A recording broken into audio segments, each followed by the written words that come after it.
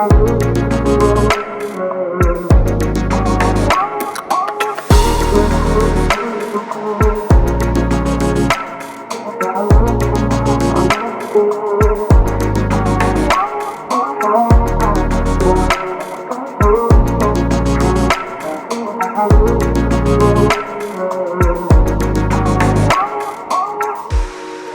to the D.I.P podcast show. My name is JC, and right here to my left, I am empty. Meaning, allow me to educate. That's what's up.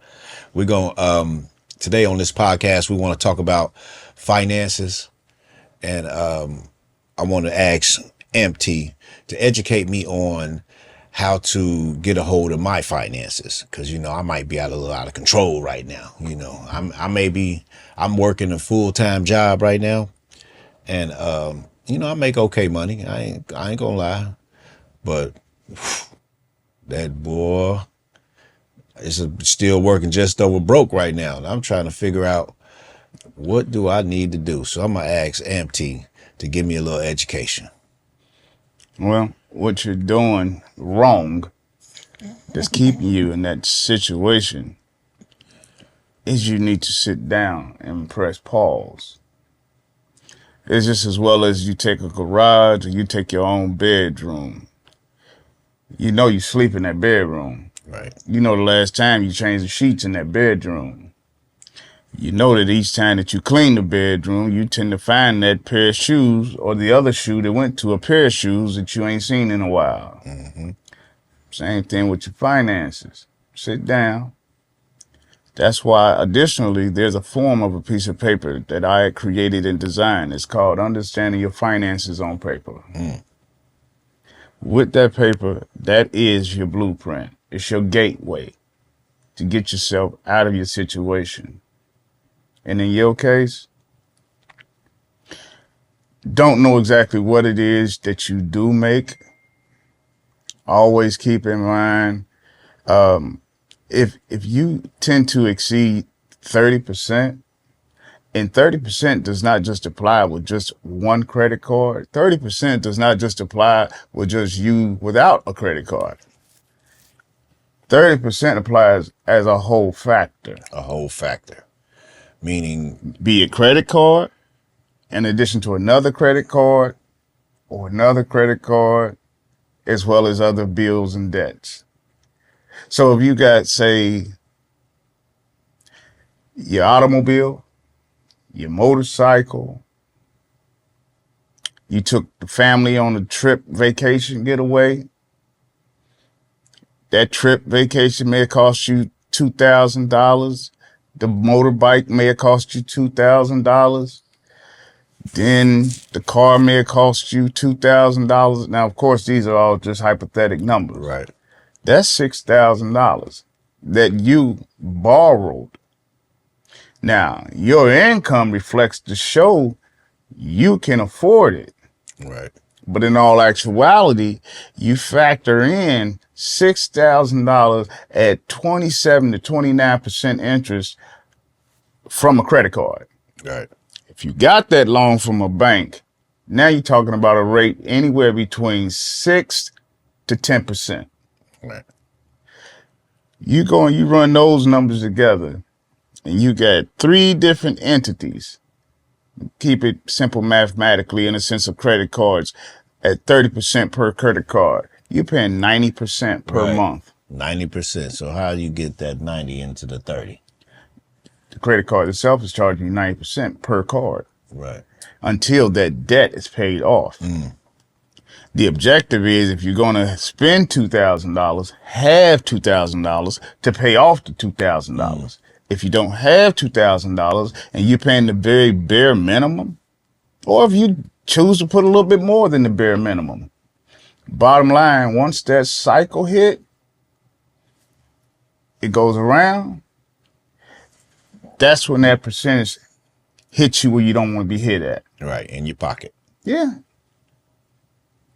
So what my suggestion is to any and everybody, stop living beyond your means. Mm. Stop counting the chickens before they hatch. Mm. Because that's exactly what somebody does do. Yeah, you making 20, you making $80 an hour. At that type of money, you feel as though, okay, I'm gonna go buy me a new car. yeah, and you will qualify. And it's $700 a month. And you got it. The insurance, $200 a month. That depends on what your credit score is. Mm. So you got somebody who has a pretty good job, they're making pretty good money. It doesn't matter the amount of money that you're making. What matters is you understanding that money. All right. So you're saying, first off, sit down, write your finances down. Second off, don't live above your means. Right? Third off, try to get your spending or your debt ratio under 30%. Yeah. So if my ratio of my debt is, my debt may be $50,000 from all the credit cards, all the cars. Mm-hmm. I gotta take 50%. I gotta go under 30% of that 50,000 in a whole, right? Or I gotta break each one of those up. You want to break them individually up, starting from the smallest amount. Never attempt to try to go to the top to knock out the top one. You take the small one. Do the small first. Yep. And work your way to the top. Mm. Over time, you're still getting hit with that interest rate. But slowly, like anything else, if you stay focused and you find the discipline, you overcome that mountain. Mm. Now, the thing is, what a lot of people are aware of, and a lot of people are not aware of, you very well can take that car or that house and get a refi. Be it for a lower rate or lower term. Right. Not everybody knows that. Mm. So in the world we live in now, you got folks who do have kids. And them kids, they get to crying and screaming and whatever else. You get to helping them. Yeah. Especially when they get older. Yeah. You get into other little debt situations. Yeah. You know what I'm saying? And vast majority of parents, no disrespect to no parent that's out there, you doing that to yourself. I ain't gonna be able to do it. This goes for my own kids. Mm. I come up how I come up, and that old saying that I do hear people in my age group, well, I just don't want my kids to have to struggle like I did. I don't want them to go without like I went without. So I try to just give them all I can give them because life ain't guaranteed and ain't no promises. Right. Yeah. Okay. There's a word that that is used. It's called what if. What if your hours get cut? Mm. See, you basing this off of your hours at work. Well, hours did get cut too. And you basing it off of what your pay is. Mm-hmm. You put your entire life, your family's life. But first, we're going to stay with you because it starts with you and it ends with you. Mm-hmm. You are the captain of that ship. You go down and you ain't designed to put a safety net together. What do you think is going to happen to the family as well as yourself? They probably go down too. Ain't no probably. Ain't no probably. They're going down. So for all the entertainers out there, young and old, up and coming, singers, actors, rappers, producers, etc., vast majority of those individuals, they are great at what they do. They got a passion. They got a love for it. Right. So those particular individuals, they don't even think about what it is that I'm talking about. Because what I'm talking about is your finances. That same person that, say, Professional ball team has invested in you with millions of dollars. Understand this and try never to forget it. None of it is personal. This is all business. They can pat you on the back, great job, well done, but let you, what they call it, I'm not in the medical world, but that ACL, I hear that word spoken of a whole lot. Typically when you, I guess, strain that, crack it, whatever one player may do to it, you're damaged goods. It's not that you out of the game. That once upon a time where you qualified potentially to be worth that 300 million starting contract, that 300 million 300. just became 30 million. And then after that, I mean, we as a people, regardless of color of skin, we gonna get in line and do what we got to do. We may not like it because we find ourselves looking to the right or to the left or in front of us and admiring that other individual, wondering how is it that they're doing what they're doing. And we work at the same place. right? That's the big Why question. they credit better than mine? It's discipline. Discipline. That's a bad word right there. It's discipline. I was a little story, quick little story. Me and my wife was out of town. We was doing some timeshare thing. I done got tricked into getting a little timeshare or whatever. So they used to give you a presentation.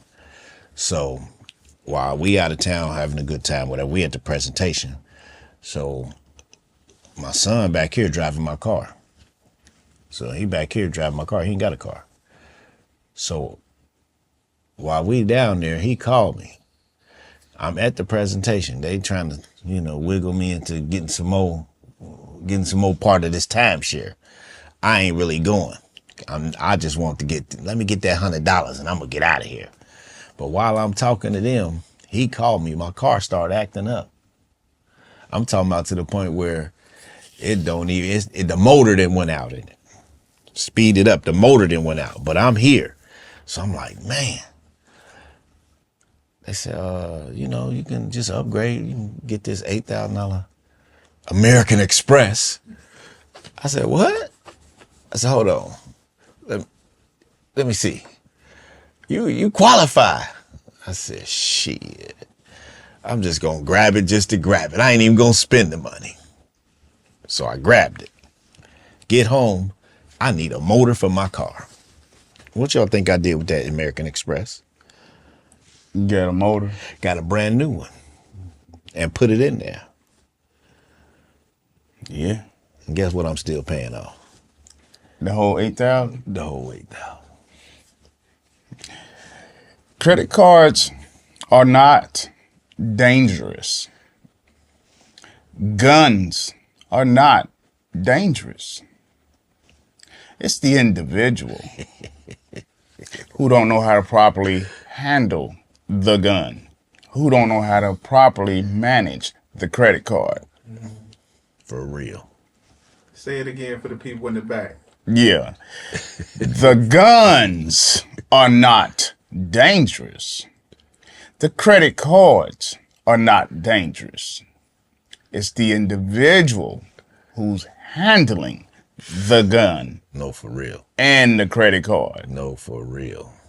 So one of the things with that all too being said, that with these banks and institutions that people fail to realize, true story, something just came to me the other day. A situation had arisen where he's done been putting over $100,000 into his bank account with this particular bank, no names needed. But it's a bank.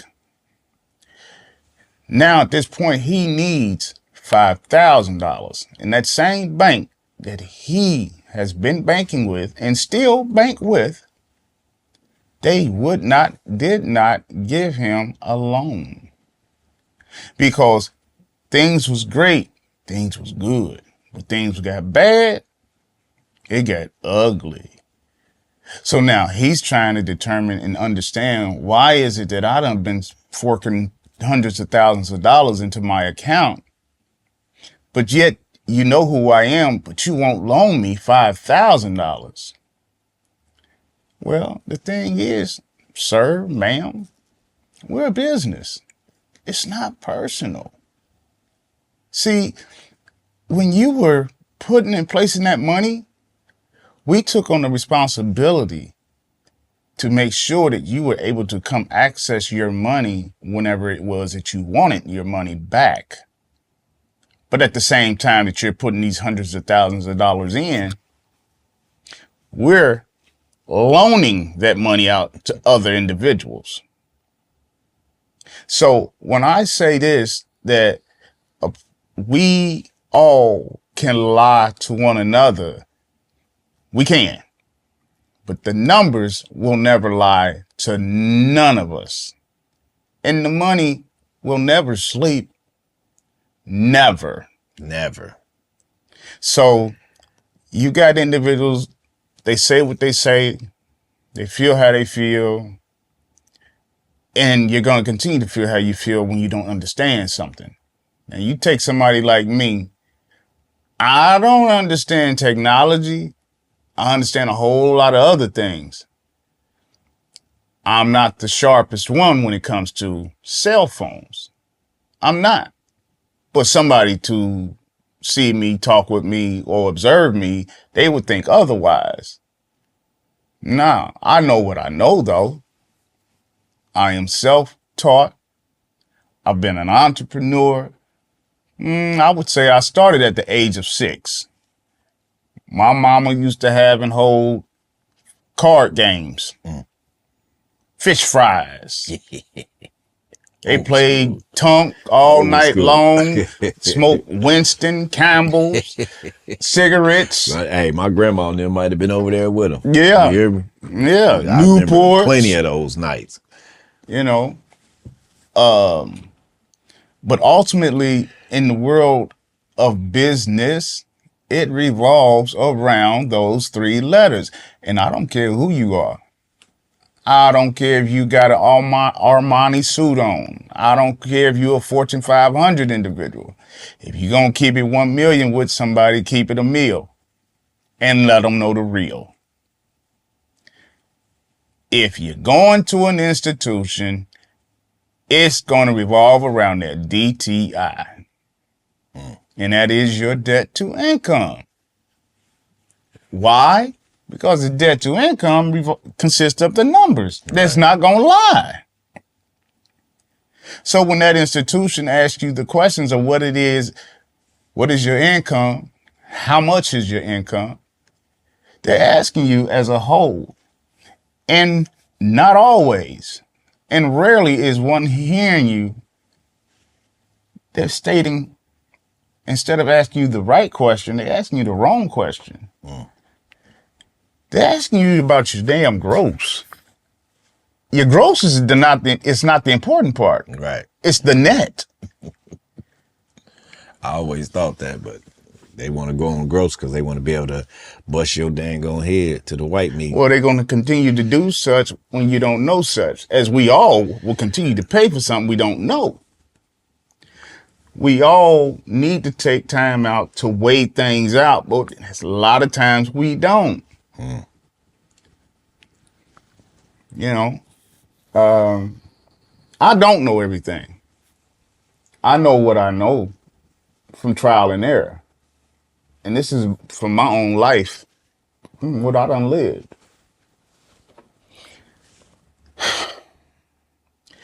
If you're working a job, if you're not working a job, and you're working for yourself, but again, here it comes, discipline.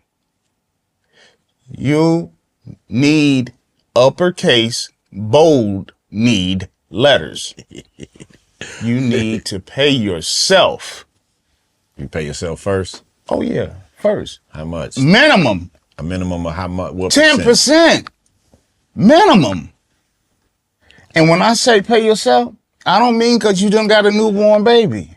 Do you put I in the don't mean because savings? you got kids. I Would you? don't mean none of that. I mean it starts with you and it ends with you. So if you're gonna be responsible, you are the captain of the ship. Would you put it in the savings? Yeah, it beats a blank. If you don't know nothing about nothing, go with the savings. It ain't paying next to nothing, Right. but it's paying more than what it is. Right. If you put $10,000 in a savings account and then you in return after 3 years, you done obtain 10,003 cents. Well, that's 3 cents more than what you had. Versus somebody who got 10,000 that just laying there in a checking account. But anybody who is familiar, you don't have to be savvy, but anybody who's familiar with it, the savings account is the least that's gonna pay you anything. But it beats a blank.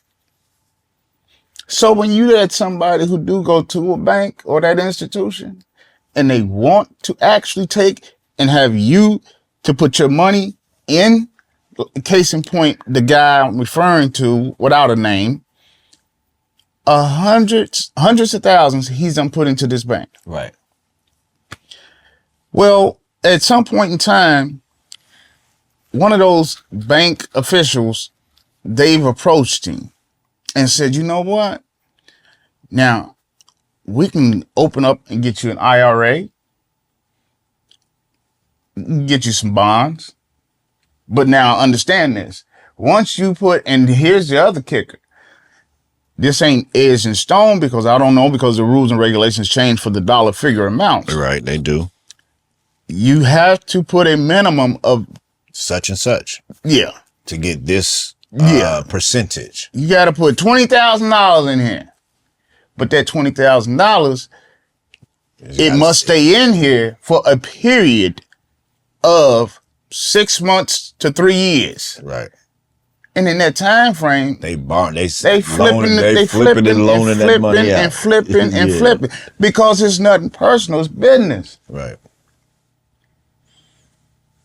So I got a lot of information out of that.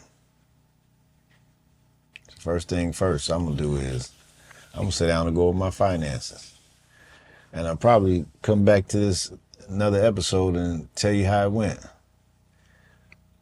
But until then, I like to hear about it. you like to hear about it?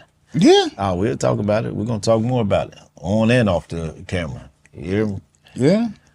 We're gonna talk about some more real estate too. We're going to talk about relationships as well. Oh yeah, I know you got a lot about to talk about that there. Yeah. Yeah. We're going to talk about that and a whole lot of other things. Because we're going to talk about the importance of those in which who feel as though there's no importance to vote. Yeah, it's important. Even when you feel like it don't matter. Right, right. I mean, in every election though, not just one. Yeah. You talking about local? That's when it really starts too. Yeah. And for those in which who, if you pay attention, those who are politicians or who are in office, the only sometime you generally even see or hear of anybody is election time. No, for real. Yeah. Unless something tragic happened, then they might pop out. Otherwise. And then you got, we'll just say that for the next topic. Right. I can go. We'll just save it. I can go in. We'll just save it because, I got to get ready for work. My JOB just over broke. Okay. Well, you doing what you choose to do because it's what you choose to do. Yes, sir. Yes, sir. Because of fear. No, it ain't because not being for me. It's not because of fear. What would you call it? I wouldn't call it fear. Okay, I mean that's why I'm asking. What would you call it? Fear. I would call it stability right now. For real? Yep. So, Yeah, we could talk about it more, but not right now. We're gonna save that for another episode. Okay. All right. All right. We're gonna wrap this up. With that all being said, This is D.I.P. in the flesh, and MT and JC, and we out.